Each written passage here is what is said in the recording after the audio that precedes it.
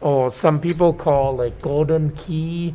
It's actually you make decision of your first keyframe, not first keyframe, the main core of your action, and without any in between.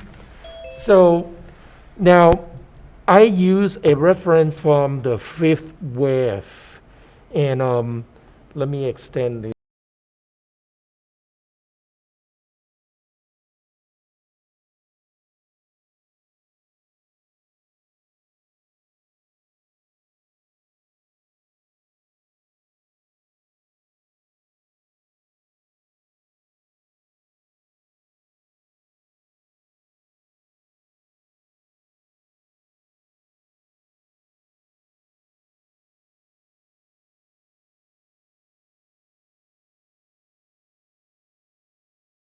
This shot.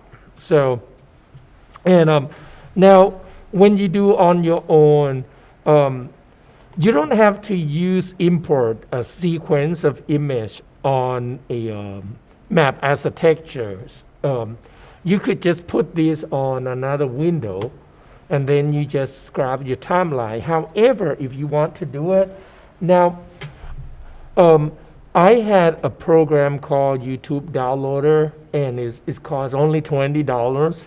So I kind of download the clip, and then using my Adobe Premiere to clipping only the section I wanted. Then I export it as a sequence image. I don't know if you ever done something like this. So you can use JPEG so that it's smaller, and then you can use sequence in and out or work area. So basically this is the work area, and or sequence in and out. They are the same. They are similar because you can select only one section and choose a sequence in and out too. And then I queued it, and then I name it with the Adobe Media into some name that not too long but not too short. Oh no, not too long, short name as possible. Hold on, Adobe Media encoder is loading. Just want to show you that you could, and I'll tell you how to do it. Actually, I have another, so I name it, hold on. Well, I put it inside the sequence, save. So basically it looked like this. So I save it, and it's as a JPEG. And then when you render it out, Premiere will assign the name. I put it inside source images, fifth sequence, and can you see it puts 0 to 1.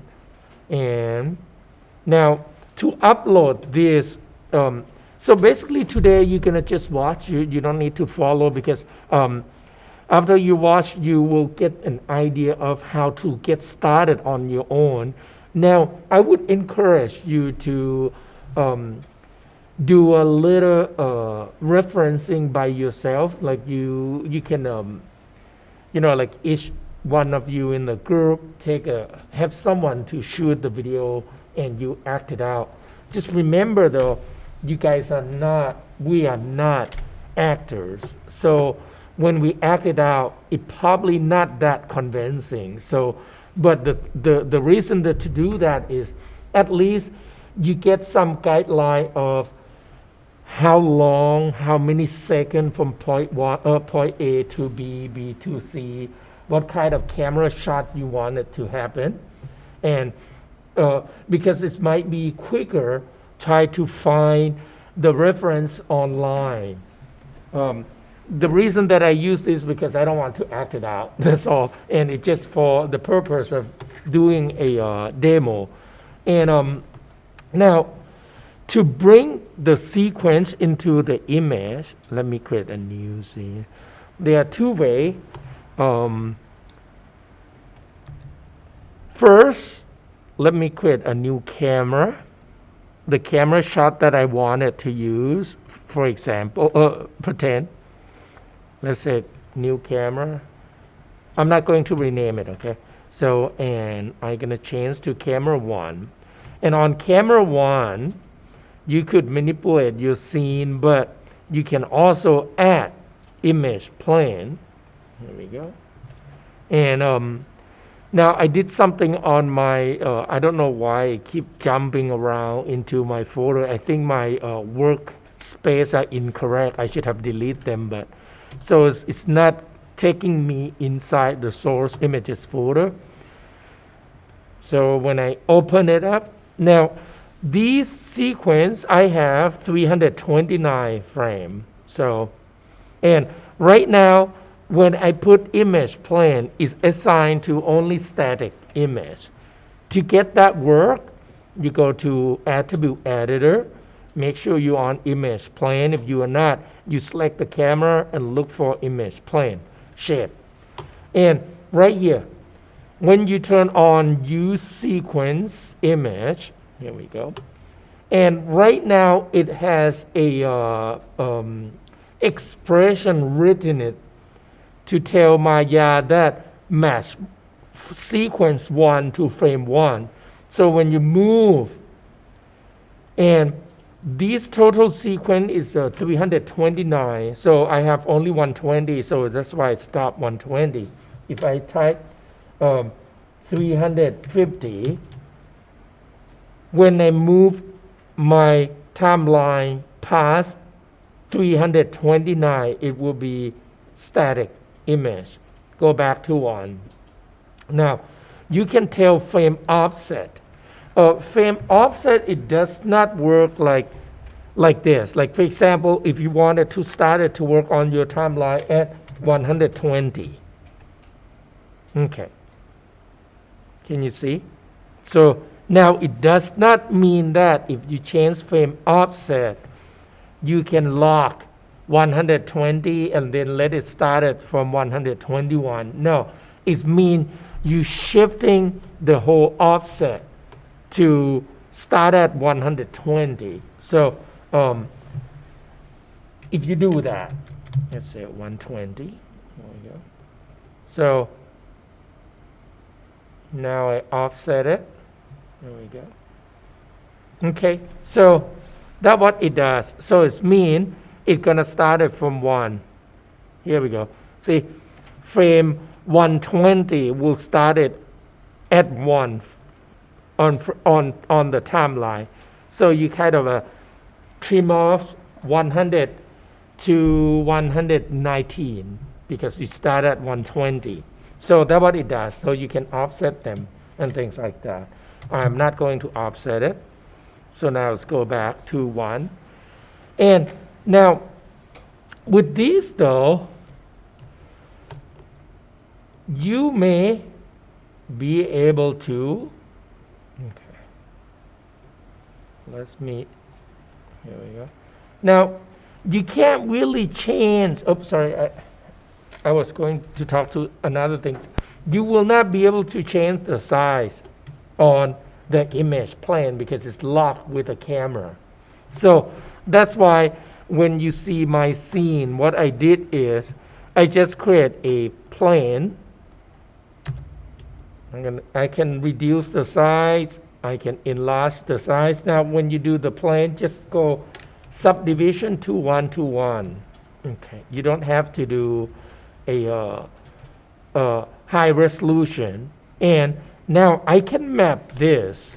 If I right click, assign new material, I'm going to use favorite material. So I'm going to choose Lambert. So there's no highlight. And on the new Lambert 2, I'm going to rename so that you know what this bitmap for. You can call it refer something quick, refer sequence. Oops. Here we go. Some short name. So that you know that this is not for your texture of any other things beside. You can put the reference on it. And then you click assign, file, and you can turn on load image sequence right away. And then I click browse, Go to my source images folder. I pick number 1 here. Here we go. And then when I turn on this, you got that image. Okay. And you can scale the side. Here we go. As needed. And you can move them around. But the second option is you need to enable this in order to see it. So enable hardware texture. And you could, on the image itself, under color balance, color grain, you can make it, oh no, color grain, hold on, that's incorrect, that one. Okay. I think it's in, under color grain here, you can reduce, dim the color. And the default color, you won't see it. So it's like when we did with the image plane, it's the same thing. So that's how you bring it in. Okay. So now let me go back to my scene. Any questions about bringing the image? If you want, if you need it. If you don't, you just bring the image, the video reference or anywhere on another window. You don't have to bring it in. Now, when you have a reference, it doesn't mean that you have to do exactly like what reference is. Look, but what you're trying to do is you try to create a readable pose. So now let me do this quick. I'm going to turn off environment layers and curve. I'm going to turn off curve. Oh, no, I can't. So I'm going to have to use this instead. None and polygon only. Let me move these away. So now when I press 7, I can see the silhouette. So on your first pass with a collector animation, because we have collector, you really need to concern about your silhouette. So right now, these may not be perfect, but because of the angle. But what I tried to pose on this is I want the audience to be able to read the pose clear enough what the collector is doing. So right now I try to show the separation of, let's say, the left arm and the leg, so that you can see the direction of the knee, the way he spread his leg, and the position of the foot, the angle. So basically he's kind of tried to just lift his body up just a little bit so that he can look for the threat before he executes the next step. So basically he's going to roll it out. So now, sometime though, you may have to change the angle of your camera if one angle doesn't read enough. So for example, if I do like this, now we are getting confused about where is his arm direction, where is his leg. So the audience will not be, it's not clear enough to tell that what kind of action on his left arm is, right? So if I redo view chain, this one is a little more clear. However though, if I press 5 back, if you use a combination of a outer silhouette plus the inner silhouette, the inner silhouette could be just only this part of the body. I locked it too. Right, only the arm here, right there. So see if the surface on this section, like from hand to arm to his vest, another shoulder and arm, if it's lighter color or a little lighter tone, but the leg has darker tone, that is help for silhouette.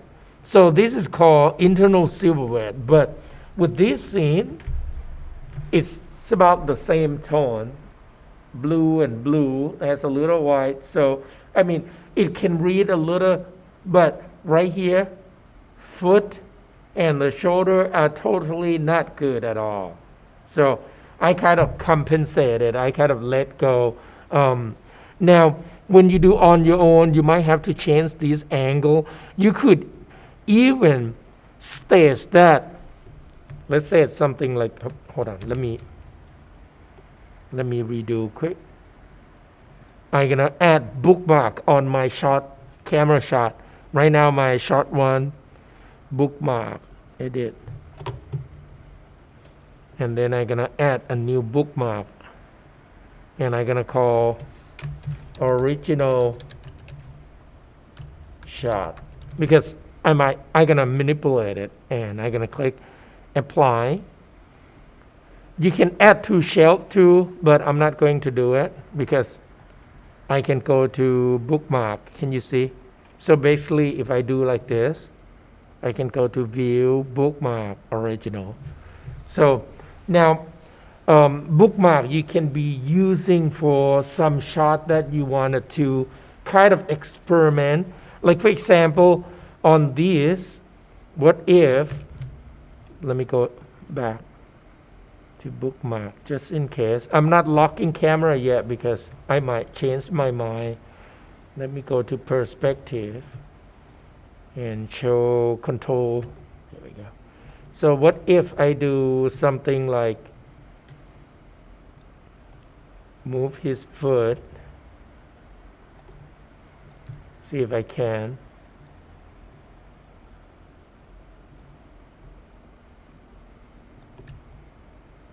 Yep.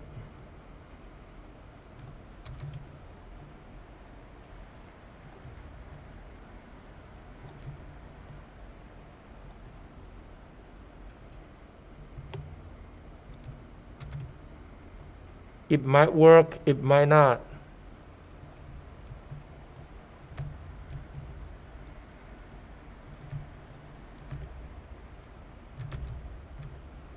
Let's see, let me go back to the shot again.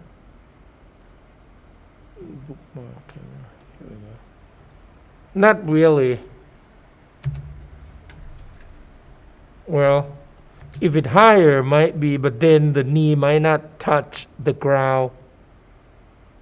So if the knee won't touch the ground, doesn't make sense to do that pose.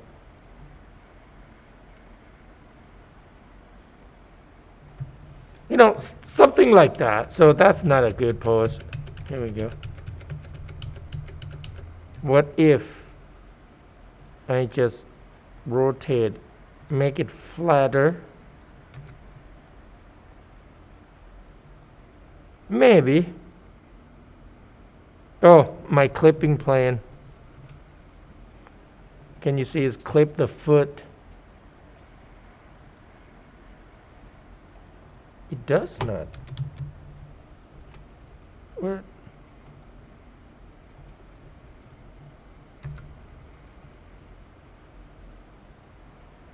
Where is clipping it? Oh, might be something else in there. No. I have to figure it out why it's clipping my foot. I don't know if you see it right there. Okay, I think that's all I could do on this shot. So it doesn't look like a foot at all. So anyway, I think I would let go on this shot because the other legs are readable. And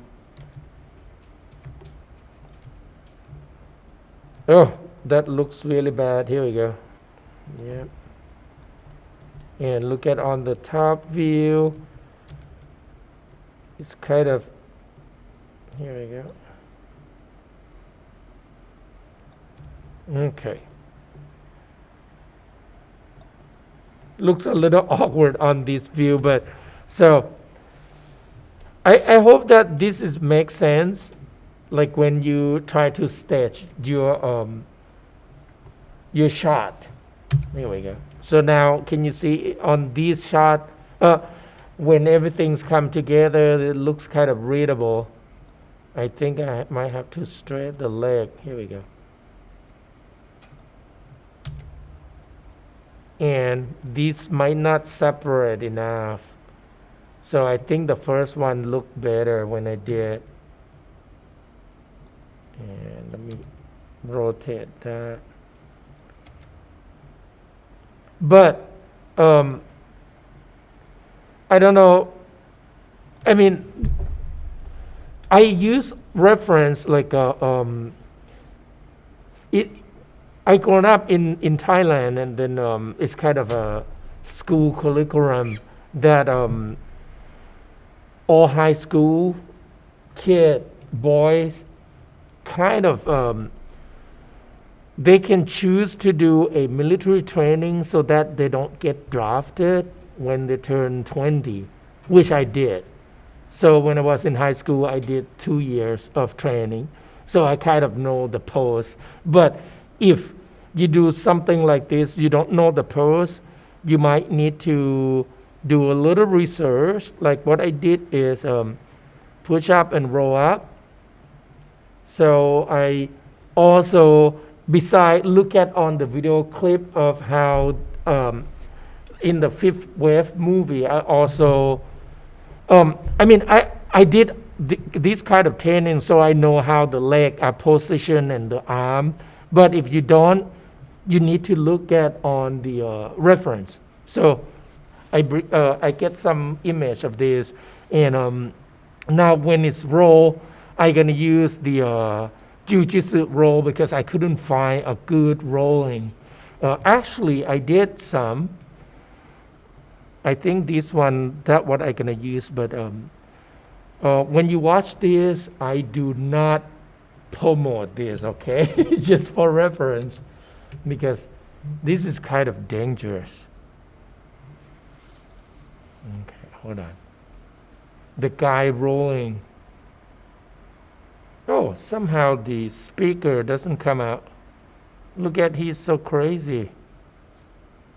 That's so dangerous, but I think this can be another reference for me to create a pose. Okay, so now how do I get started though? Okay, let me do this. Let me save this as, so I have the scene. Let's say 2 demo. Okay. All right. I'm gonna remove my reference.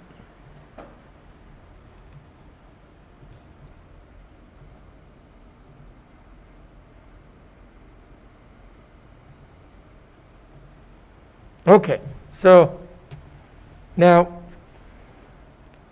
I'm gonna keep that camera. So this is what I have, and I bring the image in like what I showed you at the earlier. So now I'm gonna referencing. So and I'm gonna reference my collector. So inside scene and use rig runner. Okay. So now I'm gonna turn this off because it doesn't match with my. I'm gonna not using that. I'm gonna use the standard. Okay. So now after I reference it, and I separate the environment layers. So I put everything in there, except I leave this float. And so now I'm gonna grab my collector So basically, I'm gonna relocate my runner, so the main. Now the main one, I am not going to animate it. I'm gonna use the main. It's more like a curve node as a reposition node, basically. So I'm gonna move it in spot. There we go. Okay. And now I'm gonna leave the main there. I do not keyframe it. Can you see? I'm not going to keyframe it. So now this is what I'm gonna do. After I position, this will be my initial pose. Just in case I need to fall back to initial pose to do something like attaching something or modify. Most likely you won't, but just in case, like unskin, but most likely you will have to go back to the original file, which is the runner A on my. So now I'm gonna set the key on frame 0. The reason is so that just in case something wrong, I can go back to frame 0. Everything will, the character will, every controller will move back to my original pose. So before I do that, let me set something. Under setting, okay, animation, this is what I'm gonna do. Now, some people don't do like what I'm doing though, like some of you probably don't. You probably start off with a interpolation between keyframe right away. I don't like to do that, especially with collector. If you do bouncing ball, if I do bouncing ball, in that case it's a different story because when we do a project 1 or even a second project, I do with a interpolation in between keyframe. But this time though, default, I want weight. Always want weighted tangents. You can change the weight tangents later if you forgot. And we will talk about that later. Now, default in, I'm going to leave it auto, but out, I'm going to change to step. So that when I make a pose, it looks like I am doing a single drawing on each pose. And I don't want to see the interpolation between keyframe 1 to keyframe 2. I just want to see the pose. But some people do like what I am doing, but they don't timing. When I do, I like to time it so that I know that, let's say from keyframe 1 to keyframe 2, it has 15 frames, half a second, or 2 seconds, 48 frames, stuff like that. So that's totally up to you. Some people like to do like frame 1, frame 2, so it has 1, 2, 3 keyframe on 3 frame, just to check the pose, and then they spread the keyframe away. So now I'm gonna choose step. Now, if you don't choose step, you choose a auto, for example, you still can change under playback. And on playback, you can do display under, hold on. I don't remember because I don't really use it. It's called, keyframe step. Tangents, right here, tangents. You can change tangents to step. But if you have a camera movement, your camera will be step also. So in that case, it means you cannot really view camera movement while you try to see only pose to pose. Does it make sense? So some people like to use this instead, but I don't.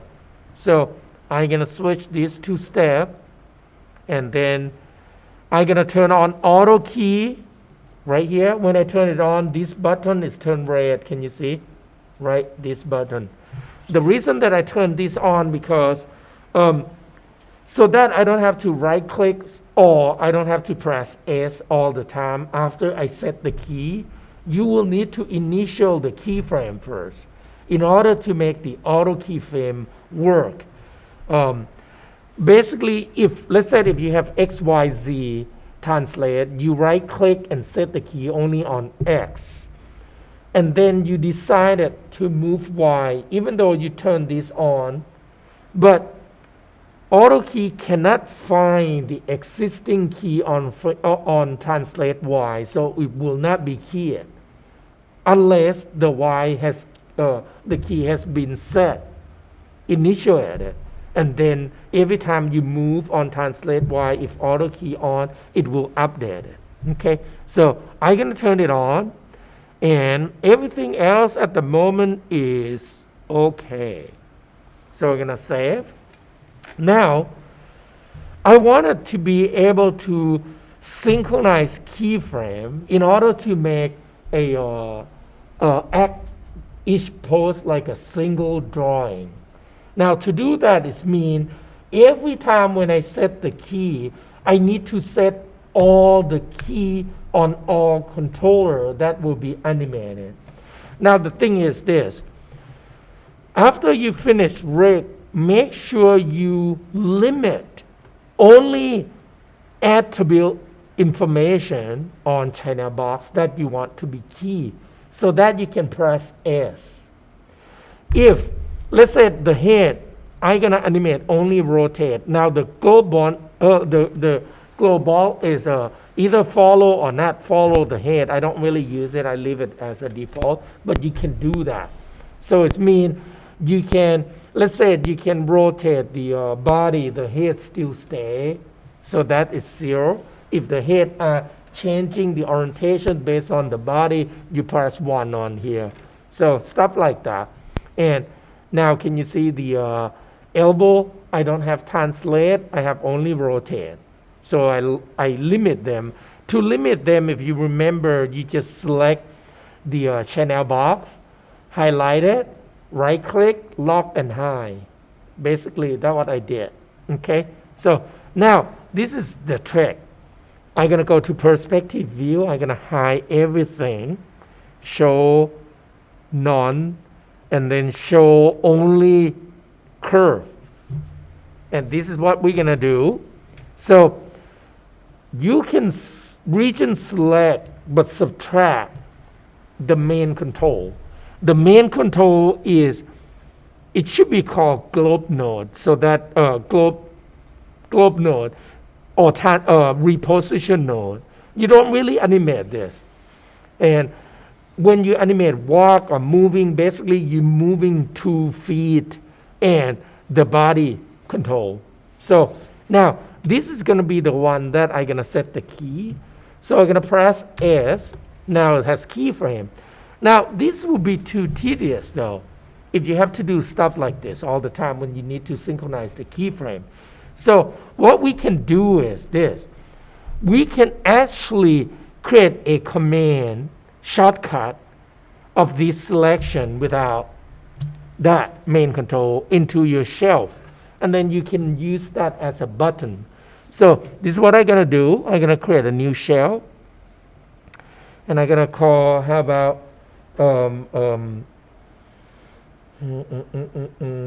let's call all, oh no, let's call a, my title of the animation is the game, so I'm gonna call the game. Okay, I mean you can call anything. It's right here, the games. And this is what I'm gonna do. If you remember people who took the technical director, we can create a controller, right? And then put the controller command, creation of the command of the controller on the shell. It's kind of the same. So I'm gonna open up the script editor right here, right below the gear icon. And I'm gonna clear this, edit, clear all, so that we don't see anything on here, the command. And now this is what we're gonna do. Here we go. So I'm gonna, now you don't have to shift select one by one. That's too long, too much. You can use outliner. However, the problem with the outliner is, even though if I limit a NURBS object only if I shift expand, here we go. There's other group node on top of it too, because it has a lot of hierarchy going on in there. Even joy show up because some of the curve are a child of the join. So it's going to be really hard to select from here. So what we could do, I'm going to turn that off. We're going to just region drag the whole thing and then subtract only the main control, because the main control we are not going to key. And then we're going to use these commands. So let me deselect, let me clear this so that you won't get confused. So when you go to edit, clear all is also clear on the script line here too when you try to type something there. So now I'm going to regions drag, select only all the curves that it need to be animated. And then I'm going to subtract that one, the main. Now, we need that subtraction too, so we're going to have to highlight all of them.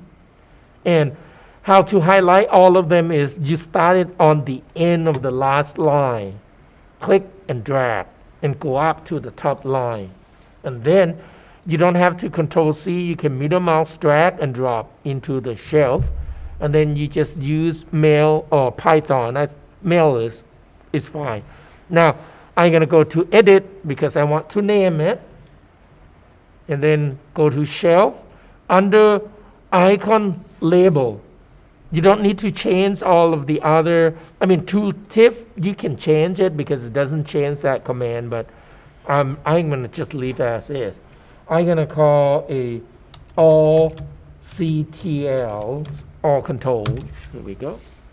And then when I execute, save, and you can back these up. It's under the game shelf, and then you can bring it up to different computer, or when you share your file to your teammate. So now when I deselect, I can reselect by clicking right here.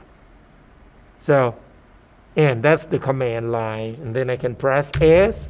So now I'm going to go to frame 1. Sari? Yes. Could you show us how to save that so that we can export it to our team? To the team, yes. So now make sure you save all shelf, and then you go to File Explorer. Anybody using Macintosh? Anybody? Good, because if it's Macintosh, it's a little tricky to try to find. It's under user somewhere. I don't remember how to search it, but it should be inside document, Maya, and 2020 because of the version that we use, under prefs, and then under shelf, and right there. So basically you just copy this and back it up somewhere. And then just remember when you come back next time or go to different, I'm going to just put it right there. Here we go. So basically when you switch the computer, you just copy it and then go to document of that computer, Maya 2020 preference, and then just put it inside the shelf folder. That's it. And if you add something more, you need to recopy and override it. So does it help? Thank you. Okay, good. So now I can start it to make a pose. So I'm going to show all. Here we go. So, and I'm going to move my reference down. Oop, here we go. So that I can see it. And the problem with this reference is I have to press 6. So now I'm going to have to see all of this. So I'm going to start it to grab the body, control, and the leg. Oh, the foot, sorry. So, and we already know that frame 1, we're going to have to set the key to create initial pose. So let's do that first. I'm going to press S. I select everything. And this is on, so it means after has a keyframe, when I up when I manipulate any one of those controller that has a keyframe, it will be updated with auto key. So I'm gonna reposition, gonna move. Oop. There we go. Try to get inside. Okay. I'm gonna move the body down a little bit. Subtract. There it goes. And I think I might need to turn off my joints, because let me turn everything off. Show curve, show polygons for now. The reason is I cannot do control subtract or shift select if the joints are interfere, because joint is the first selection hierarchy above the curve, and IK handle is above the joint. So you will have a problem with try to subtract the curve and things like that. So here we go. And basically I'm gonna try to see if it's not, if it touched the ground or not penetrated. There you go. Okay. And I already know that upper torso gonna roll up a little bit. Here we go. And then head. And then it depends on which angle of, if I roll off this side, you can do counterposal, like let's say if your body is straight, you might need to twist the upper shoulder, something like that, to create a counterparts on each part of the body. Here we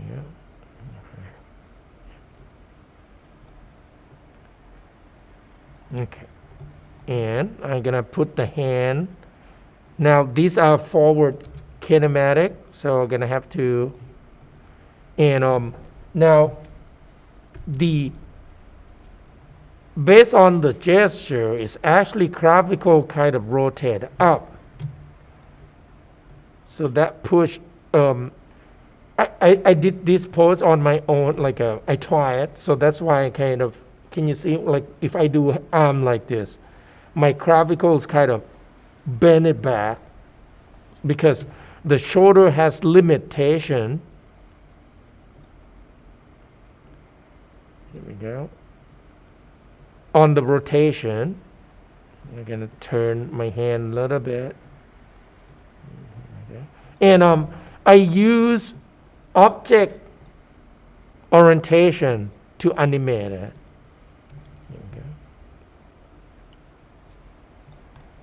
And right now, I am not concerned so much about the silhouette yet. I just want to get it going. Now, when you look at this, can you see her silhouette is not that great, but it's just because it's sequential to the other pose. But her hair, because of the color, it's give an internal silhouette. So now we can separate her hair and her arm, but we can't really see the arm and leg right here yet at all. So we're gonna have to state the arm. Let me rotate that down. I want it to touch the ground. Here we go. And now let's check the angle of my shot. I already manipulated my shot by accident. Here we go. Okay. So now let's take a look at this shot. I don't think this is a good shot because the arm, even though this is a good, you can consider this is as an internal silhouette because we still can see the arm, but that is kind of confusing. So what I need to do, I think, I better to changing him a little bit. This might be better, but I don't want his hand to be outside of the car yet because he might get shot from there. So let me move it in. So now when I move it in, it's kind of block his face, so I'm gonna have to move it backward because I want to see his face, and I wanted to show his arm also on the left side. Let's see if this is right. Okay, let me move that in, and let's take a look at his leg first because that might look awkward. Yes. So I'm gonna, just to give him a balance, so I'm gonna spread his leg, because if his leg doesn't spread, it's gonna be hard to move, to kind of rolling. Spread it, and I'm gonna rotate the leg a little bit. Like if you look at on the military image, see, you maybe this one. Can you see the leg look like that? Because it's trying to flat as much as possible to minimize, the limb to show as a target. So flat. So that's what I'm gonna do. Changing a little bit. I'm gonna roll backward. But if he's gonna roll, he's gonna have to switch his leg to be not bent like that. It got to be like this in order to kind of push the energy to roll. But when we roll, if you look at on a video of this, he's kind of rolling side to side. Let's see. That might not be. If you look at on a jiu-jitsu roll, I think you might get better picture because you have to go to the side first in order to flip. Here we go. Here we go. See the sides, and then just roll it. Okay. So let me get with his leg. That looks kind of awkward. Okay. And now this one, I can play around a little bit by, he can use that to push the tire, kind of push his energy and then spring forward when he tried to go out. So that probably would be a good staging too. Even though we may not see it, but when you create another pose, it will show kind of create a continuity of the motion, because the whole body has to act like it does, like to build up the energy. And I move the camera again. There we go. So I think I'm gonna lock the camera at this point. Let me close that. I'm gonna lock everything. And by the way, I changed my focal length to 55 because 55, it seems to be like a little more standard for film aperture, but you can try 35, you can try 85, you can try 120. It depends on how you want it to, your shot to feel like. So, okay. Now, at this arm, I could do like a little tight in, maybe tight to his body.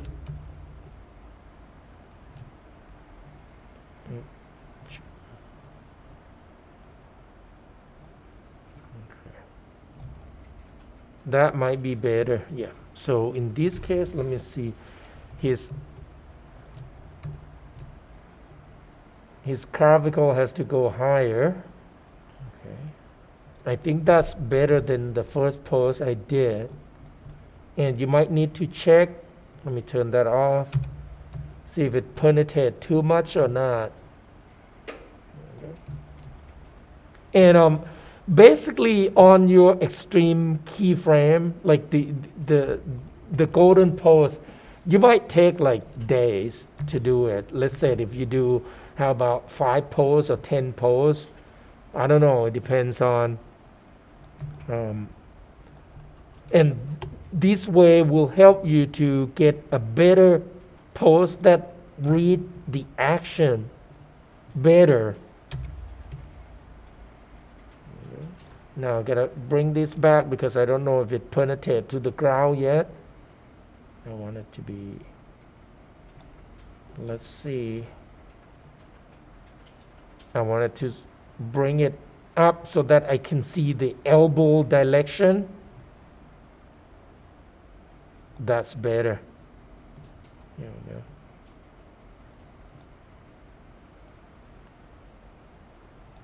Is it touch? Not touching? Okay. All right, now it's touch.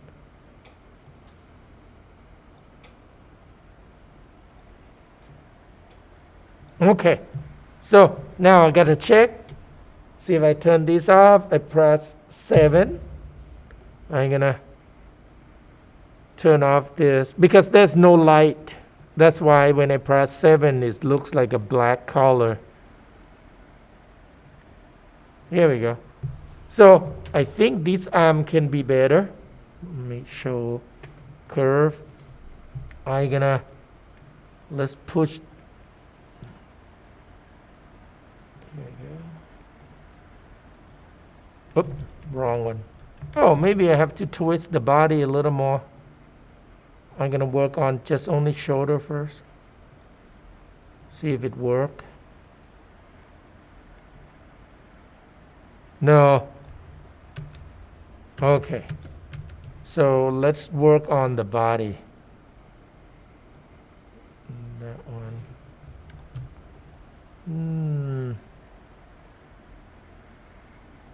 What if I move that?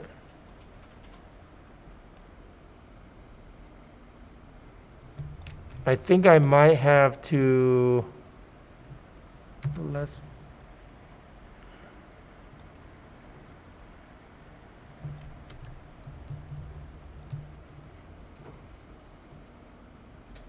okay.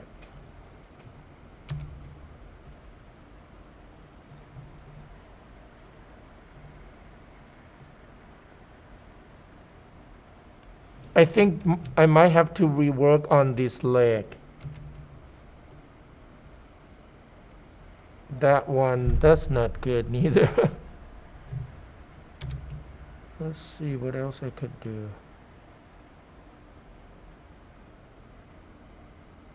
There.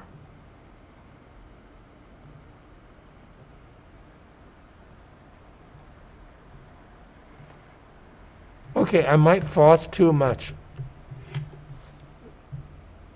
Silhouette.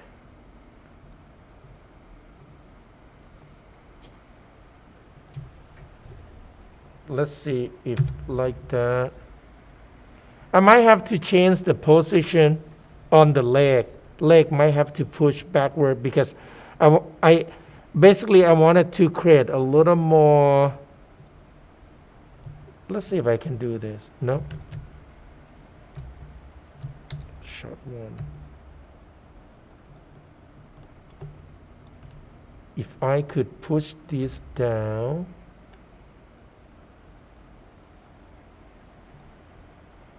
That.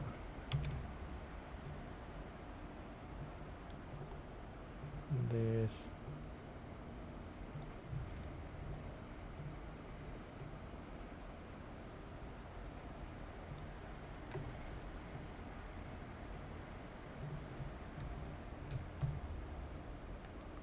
That part, that would cause it. No.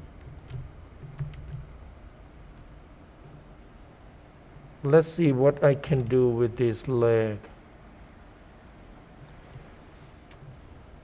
I mean, this is the section that I concern, even though I kind of get the hand to show, but the direction of the elbow, it's not that clear.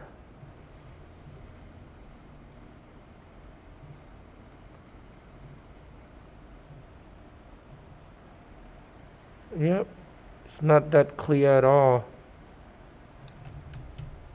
Try dropping the body maybe? Probably, arm, yeah. The back arm? Oh, you mean like the body, this part, or? The up arc in the on the chest. Oh, do you think it's too high? That might be it. Let's see.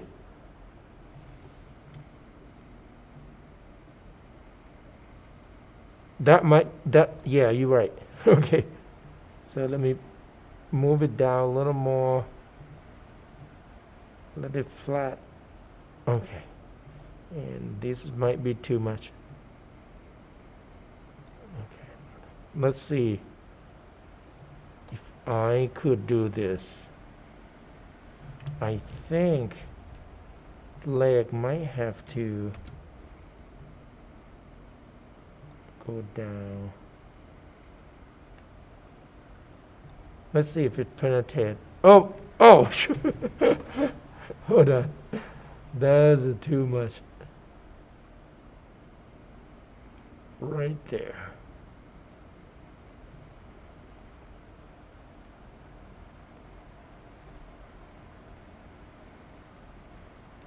Okay.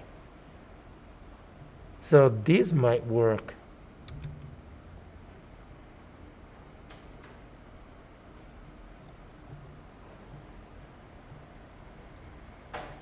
If it's not, you got an idea, because it's probably going to have to take a little bit of time to reposition.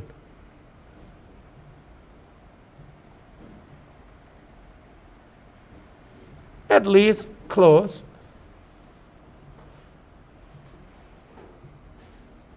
Let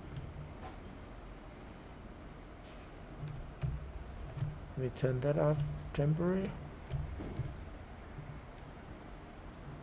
And see, because of the auto key is on, so it's kind of it's updated, the position. There we go.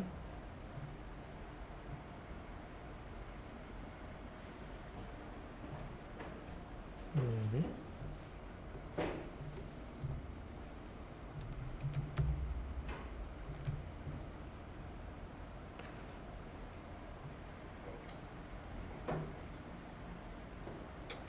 I think that should be okay.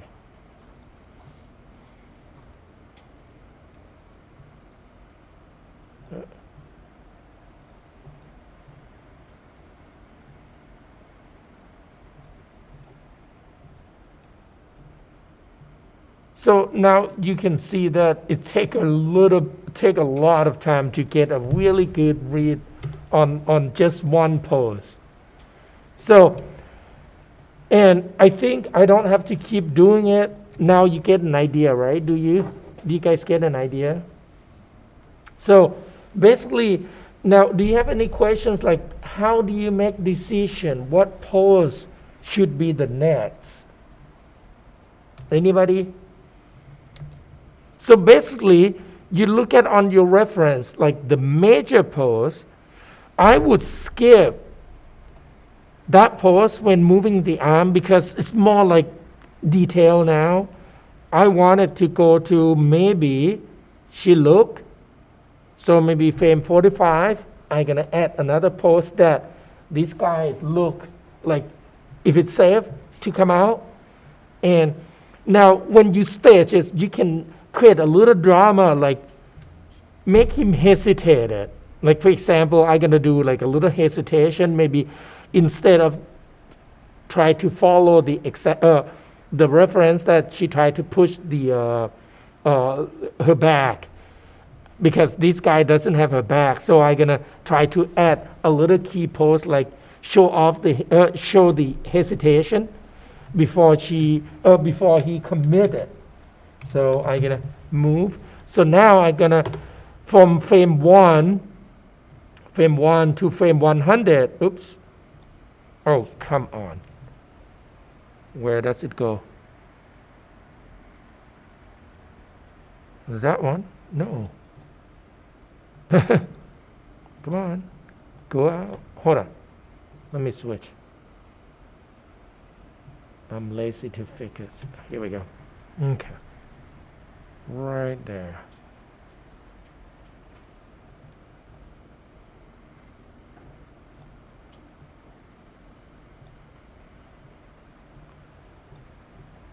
That's weird. I cannot shrink this thing.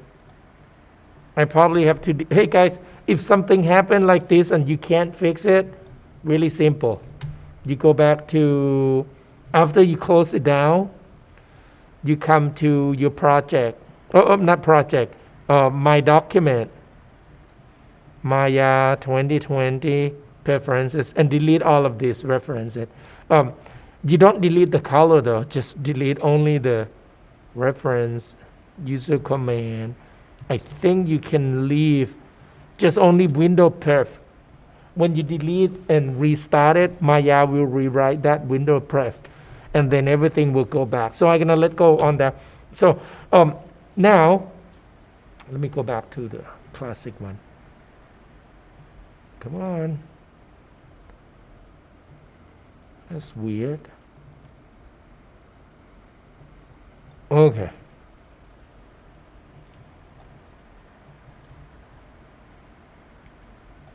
Here we go. Got it back at least. Okay. So basically, I think from frame 1, frame 45 will be my second extreme key or golden key, and then frame 100 is about to get off. Oh, hold on. I think I could go with 130, the third key, and then now the second key, I do not need to add roll. I could just come to right here, so it will be my fourth key on frame 190, and then get up. I could skip this detail and then get up right here. That's the fifth key, and then the seventh key. So that will be my extreme key. And then after you get to the first pass, now you can break down. When you break down from 145, maybe 145, I don't need to break down yet. I can skip from frame 100, and I think I should break down right here, 100 to 190. So break down one more key in between so that I get another pose. And then from 190, right here to get up, I can break down one more. So right until here, so because 260, right? So we can break down, and so that you get another pose that is kind of a build up the energy to push up the body. And then right here, you can break down to turn maybe two more keyframes so that I can show off that he's shooting 3 times or 2 times. Does it make sense? And after that, you break down again and again until you get all the motion right. And when you do it, just make sure you can try like what I mentioned at first, like using step keyframe. And then if you don't like it, you can go ahead switch. Now to switch those, let me do another select. Let's pretend if I go to frame 120. How about frame 45? Like frame 45. I press S, and I'm gonna do a little things like moving. Here we go. So a little awkward, okay? I just want to oh, hold on. Maybe I shouldn't do that. Maybe I should just really move. Just only the main so that it makes sense. Here we go. Okay, I move him out. So now it's out on frame 45. Now when I look at on a graph editor, okay. So can you see right now it's look like this, the keyframe. Let me select only the 2. Okay. So now if not if, let's pretend that you follow what I suggest about using a step keyframe. So let's say you get first pass, second, third, and then this is still under blocking third passes, and then you decide to convert this to to create interpolation in between keyframe, between frame 1, keyframe 1 and keyframe 2. So you just select all the curve So you're gonna do this. You're gonna select all, and then just reach and drag to select all the curve in between. Now you select all the keyframe on those curves, and then I'm gonna click auto, and that's it. And now you get a interpolation back again, and now you should see the movement like right here. Can you see like that? Now, I can also change my mind if you are still the process of trying to refine your key pose. You can go back to animation editor, do the same thing, select all, select here, and then click step. So now it's become step. So we'll pop, here we go, like that, like this, pop. That's it. And that's because, because now we are doing really complex compound animation, because one movement of the character has a compound keyframe of different controller that has different attributes also. Any questions, guys? I hope this helped to get you started, and make sure you set up the project, make sure all the texture are in the right folder, which is under source images folder. It's okay to be inside the subfolder under source images. Now, if somehow you got a trouble with, like when you give it to your teammate can't get the texture working. Once again, this is just a reminder from last week. You go to a window, general editor, and under file path editor. So right now it said correct because it's the green color with the check mark. If it's a cross red, you just basically highlight it. You can highlight all of them at once, repath, and then when you click repath, just browse it to source images folder of your project directory, and then you can turn on search sub directory for files, and then Maya will look at on the file name and search inside the source images folder. Okay, that's it for today, guys. I hope this helped. Any questions, guys? Yeah, I do. Yes. What color space should we be using? If you are at home, I would suggest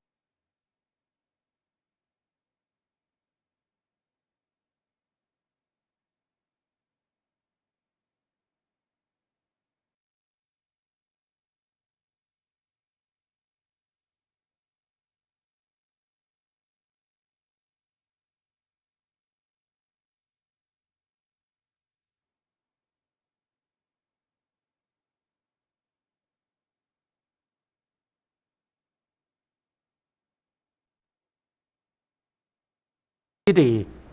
The city scene has a normal map, and that you will change to linear rack 709 or raw. I know that sometimes raw is said incorrect. You have to switch to scene linear. But on the normal map is different than black and white color. Black and white color grayscale, you just use sRGB. Normal map, it has to be kind of a straight, no translate, no apply grammar. Does it make sense? Now, if you do it at school, you send it to school though, well, you're gonna have to, I don't know how the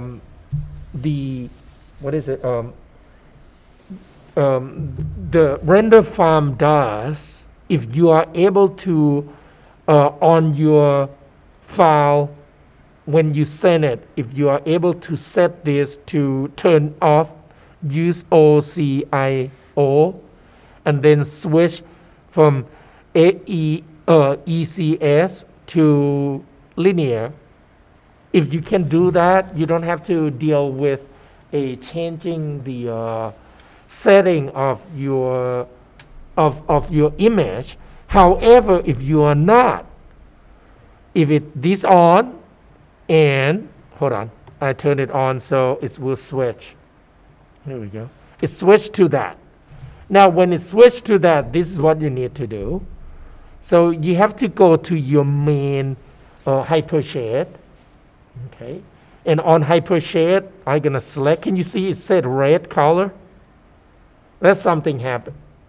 So when I click on there, can you see? This doesn't work. These are a bitmap.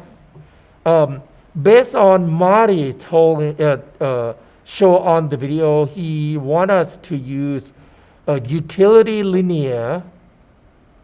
Utility linear. Hold on. Where is utility linear? Right here. Utility linear, and you can use sRGB here. Utility linear sRGB, or you can use 709 too. They just has a little different. The 709 is less contrast, but I remember that what Marty suggests to use sRGB, and that's it. And Okay, that's for every material that we have in the scene, correct? right. Now let's see. This one does not have a let's see. It doesn't have a bitmap. It's still turned red. Oh, some of them are still RGB. Have to change. If it's turned red, you're gonna have to look at like what we are using. Utility linear sRGB linear. Oh, it's so many. Here we go. So now I think it might have something else. Color. Oh, one more thing. When you go there, ignore this rule. That might help. Turn it on just in case. So I think I might have to. Why is still? Yeah, it's just telling me. Oops. Oh gosh. Dock it again. It's just telling me that turn that on just to be safe. Here we go. Oop. Come on. I appreciate it. Here we go. So, and I thought there's some more. I think this is, oh, okay, this Lambert, it still have the red color. I might have to save them. I think that's it. This one has to, okay, good. How about that one? Transparency, no, that one's good. It's a little confusing on, I think that's it. Let's check this one again. Okay, this one has to change. So utility linear. So now I think I would suggest you for this project, avoid using a mental Arnold shader, so that you don't have to render with Arnold engine. You can render with a regular Maya standard, but you still can render with Arnold if you want to. Okay. Yeah, I've never used the Maya standard rendering for it. Okay, so I mean it's totally up to you. The reason is the reason that I suggest to use a regular Maya shader, because you don't need a special like realistic rendering. It's gonna be stylized render, so there's no point to use a Arnold shader, and just use basic Lambert or blend. But if you do blend, make sure every blend surface you need to check your reflectivity, because if you don't want it, turn it off. Otherwise, it will create reflection everywhere. So Lambert will prevent that. Okay. So I think that if I were you guys, I would just use Maya Lambert. That's it. So that you don't have to worry so much about a reflectivity and so on. And then if you feel like you wanted to render with Maya software with a one single light source, which is directional light, that's it. You got really quick render and things like that. Okay. Any other questions, guys? You did not have a different file for a resubmission for the Mars chase, so I just put mine into Oh, the original file. really? How did I miss that? Sorry about that. Hold I on. may have missed it. Let me check. Project submission. Oh, it's right here. Yeah, but that was the one from last week. Oh, I probably didn't. Okay, let me change that. I'm gonna remove the due date so that it won't, you can resubmit them. Okay. Oh no, I could submit. It's just that I have 2 submissions in there right now. Oh, I got what you mean now. Okay, that's okay. I'm gonna check them. Yeah. Okay. So now I know, Cedric, are you here? I'm gonna help you to render it. So are you able to, hold on, let me stop recording. Are you able to merge